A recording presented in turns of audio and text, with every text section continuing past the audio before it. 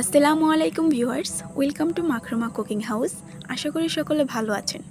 ফুচকার টক কথাটা শুনে কেমন যেন জিভে জল চলে আসে, তাই না? হ্যাঁ গাইস, আজকে আপনাদের মাঝে শেয়ার করব ঘরোয়া উপকরণে কিভাবে মজাদার ফুচকার টক বানানো যায়। আর এই টকটা খেতে অনেকই মজা। তো চলুন শুরু করা যাক আজকের ভিডিও।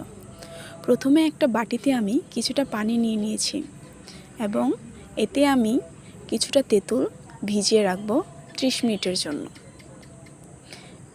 একেবারে পাকা তেঁতুলটা নেওয়ার চেষ্টা করবেন।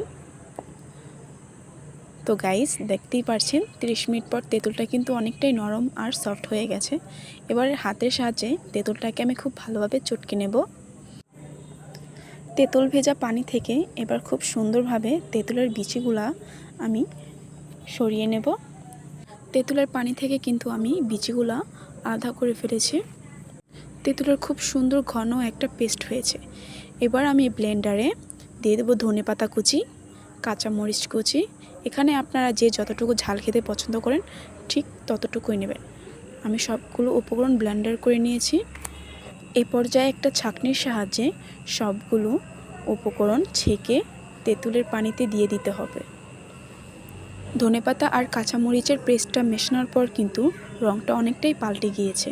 এবার এতে আমি দিয়ে দেবো 3 টেবিল চামচ চিনি, 1 চা চামচ পরিমাণ লবণ, দিয়ে দেব হাফ চা চামচ পরিমাণ বিট লবণ। এবার সবগুলো উপকরণ আমি একসাথে ভালোভাবে মিশিয়ে নেব। তো ভিউয়ার্স, দেখতেই পারছেন কতটা সুন্দর আর লোভনীয় লাগছে, মাশাআল্লাহ। আর খেতেও কিন্তু ভীষণ মজা হয়েছিল। আমার আজকের এই ফুচকার টক রেসিপিটা যদি আপনাদের কাছে ভালো লেগে থাকে তাহলে কমেন্ট করে জানাতে ভুলবেন না কিন্তু। আর আমার ভিডিওটি যদি ভালো লেগে থাকে আপনাদের কাছে তাহলে প্লিজ আমার চ্যানেলটাকে সাবস্ক্রাইব করে পাশে থাকবেন। আজ এই পর্যন্তই। সবাই ভালো থাকবেন, আমার জন্য দোয়া করবেন।